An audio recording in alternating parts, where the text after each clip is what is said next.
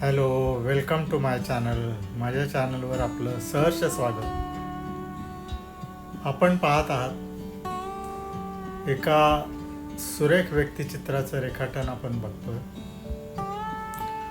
त्याच्यामधल्या ज्या स्टेजेस आहेत त्या आपण सलग ज्या वेळेला पाहाल त्यावेळेला तुम्हाला त्याच्यातलं गांभीर्य कळेल. अतिशय रेखीव चेहऱ्यामधलं सुरेख एक्सप्रेशन, आउटलाईनमध्ये एक छान डेलिकसी आहे, चेहऱ्यामध्ये डेलिकसी आहे. आणि हे परदेशी कॅरेक्टर आहे. त्याच्यामध्ये अभ्यासण्याच्या गोष्टी कोणत्या ह्या तुम्हाला सांगायला हरकत नाही. केसांमधला जो काही गोल्डन इफेक्ट आहे, त्याच्यामध्ये स्किनमध्ये जो कॉम्प्लेक्शन आहे ते करताना खरोखर त्याच्या स्टेजेस पाहणं जास्त महत्त्वाचं वाटतं. कारण आपण या स्टेजेस पहिल्यापासून पाहिल्या तरच आपला अभ्यास होणार आहे. कारण रंगांचं ॲप्लिकेशन आपल्याला दिसतंय, त्याच्यामध्ये मिक्सिंग होताना दिसतंय आणि रंग कसे शेडलाईटप्रमाणे लावले जातात याचा बारकाईने अभ्यास करणं खूप गरजेचं असतं. कारण या व्यक्तिचित्रामध्ये अतिशय ब्राईट स्किन आहे चेहऱ्याची, त्याच्यावर अतिशय सुरेख लाईट पडलेला आहे. केसांमध्ये एक ब्राउनिश असा छान टोन आहे. त्याचा हायलाईट जर आपण पाहिला तर तो असा गोल्डन एखाद्या वस्तूवर जसा हायलाईट आपल्याला दिसेल तसा तो सुंदर इफेक्ट आपल्याला पाहायला मिळतो. या व्यक्तिचित्रातलं वैशिष्ट्य असं आहे की लाईटचा सोर्स, त्याच्यानंतर ती केसांची जी बट आहे, त्यामुळे त्या चित्राला एक एक्सप्रेशन तयार झालं आहे. तिथे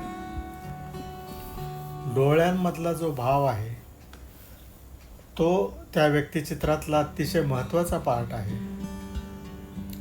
शेडलाईट, स्किनमधला जो सॉफ्टनेस, नेमक्या ठिकाणी पडलेला हायलाईट, कानांमधला जो एक गुलाबी शेड जी असते ती शेड, आणि शेडलाईटचा जो सोर्स आहे ते शॅडो पडल्यानंतर तो जो नाकाला जो उठाव आपल्याला आल्यासारखा आत्ता जो दिसतोय, ते अतिशय महत्त्वाचा भाग या व्यक्तिचित्रामध्ये रंगवताना जाणवतो. आणि ह्याच्यामध्ये आहेच आहे.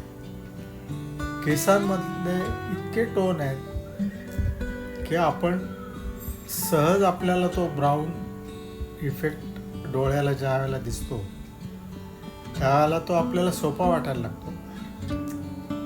पण त्याच्यामधलं जे काही डायमेन्शन आहे, केसांमधलं जे डायमेन्शन आहे ते आणताना केसांचं जे आउटलाईन आहे, त्याच्यामध्ये जे वळण आहे ते आणताना विविध शेड्स, विविध टोन याची कसरत ही करावीच लागते.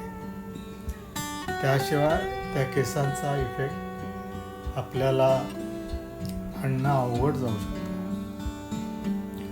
आपण पाहता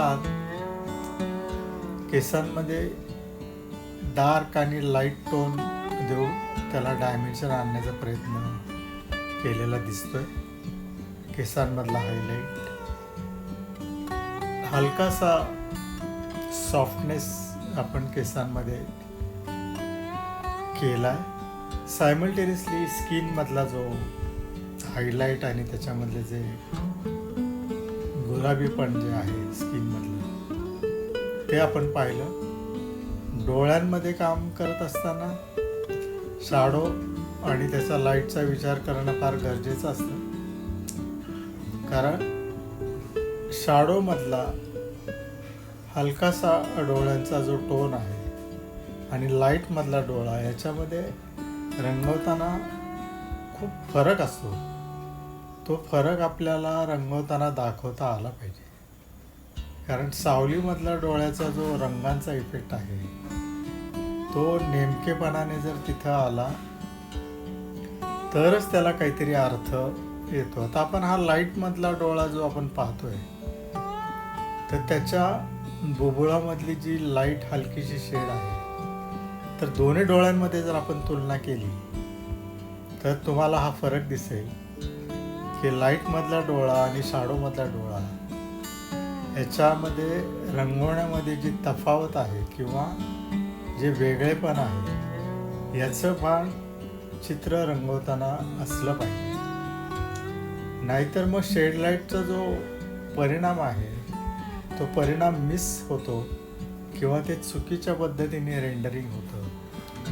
रंगांचं रेंडरिंग करत असताना, मिक्सिंग करत असताना जो सॉफ्टनेस आपल्या कलर ॲप्लिकेशनमध्ये असायला हवा, त्या व्यक्तिचित्राच्या कॅरेक्टरनुसार तुम्हाला ब्रशचं ॲप्लिकेशन करणं फार आवश्यक असतं. आता आपण बॅकग्राऊंड करून घेतली, त्यावेळेला त्या चित्रामध्ये एक पेंटिंगचा लूक आला. पेंटिंगचा लूक आल्यानंतर आता आपण डिटेल्सकडं हळूहळू ज्यावेळेला जाऊ, तेव्हा तो इफेक्ट आपल्याला अतिशय रेखीव आणि ग्लोरियस दिसायला लागेल. कारण ही ब्युटिफुल फिगर, तिच्या स्किनचं कॉम्प्लेक्शन, केसामधला जो लूक आहे, त्याचा जो अँगल आहे तो इतका बोलका आहे. अतिशय कूल चेहरा असून सुद्धा त्या चेहऱ्याला काहीतरी सांगायचं आहे, हे या व्यक्तिचित्रातून आपल्याला दिसतं. ड्रेपरीचा जो सॉफ्टनेस आहे तेव्हा मोत्यासारखा त्याला इफेक्ट आपल्याला दिसतोय. तर ते एकूणच सगळं सुरेख सौंदर्यशास्त्राच्या दृष्टीने जे काही कॉम्बिनेशन आहे ते नेमकेपणानं या व्यक्तिचित्रामध्ये आपल्याला दाखवणं शक्य होत आहे. आणि ते व्यक्तिचित्रच इतकं सुरेख आहे की ते काम करताना तुमचा अभ्यास होतोच होतो. कारण इतके बारकावे आपल्याला शोधायची गरज लागते अशा व्यक्तिचित्रांमध्ये की आपला अभ्यास हा होतोच. कारण केसांमधला लाईट आणि तो इफेक्ट आणताना आपल्याला खूप बारीक बारीक गोष्टींचा विचार करायला लागतो. त्याचा हे व्यक्तिचित्र रंगवताना खूप अभ्यास झाला. आणि ज्या वेळेला फिनिशिंगचा भाग, ज्या वेळेला चेहरा फिनिश होत गेला, त्यावेळेला एक आत्मविश्वास आपल्याला यायला लागतो. त्याच्यानंतर आपल्याला केसांमध्ये थोडं काम केले की हे चित्र जवळजवळ फिनिश झाल्याचा जो परिणाम आपल्याला दिसायला लागतो. आणि चित्रकाराला याचा आनंदही होतो. कारण खूप कष्टाने जवळजवळचे टोन मिळवत असताना आपल्याला इतका अभ्यास होतो की आपल्याला नंतर रंगवण्याची जी काही आपलं जे तंत्र आहे ते तंत्र आत्मसात होतं. आणि आपल्याला अशा अनेक व्यक्तिचित्रांमध्ये वेगवेगळ्या टोन्स द्यायची ज्या वेळेला सवय लागेल, त्यावेळेला आपला अभ्यास अतिशय चांगल्या पद्धतीने डेव्हलप होतो. कारण वेगवेगळ्या व्यक्तिचित्रांचे वेगवेगळे कॅरेक्टर्स, वेगवेगळे स्किन, वेगवेगळे अँगल, डोळ्यांच्या वेगवेगळ्या ठेवण असतील, रंग असतील, एक्सप्रेशन्स असतील, या सगळ्यांचा अभ्यास या निमित्ताने होतोच होतो. हे व्यक्तिचित्र आपण बारकाईने जर बघितलं तर याच्यामध्ये खूप अभ्यासण्यासारख्या गोष्टी, अतिशय गोड असं हे पेंटिंग झाल्यासारखं दिसतंय आपल्याला. कारण ह्या चित्रातला जो गोडवा आहे तो जपण्याचा प्रयत्न मी केलेला आहे. कारण अशी व्यक्तिचित्र ही रंगवायला अवघडही असतात आणि आनंदही देतात.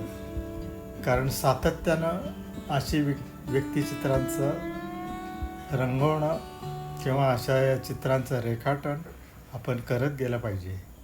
आणि माझ्या व्हिडिओजमधील, माझ्या चॅनलमधील अनेक व्हिडिओ आपण जर पाहिले तर आपल्याला इतक्याच तन्मयतेने हे काम केलेलं दिसेल.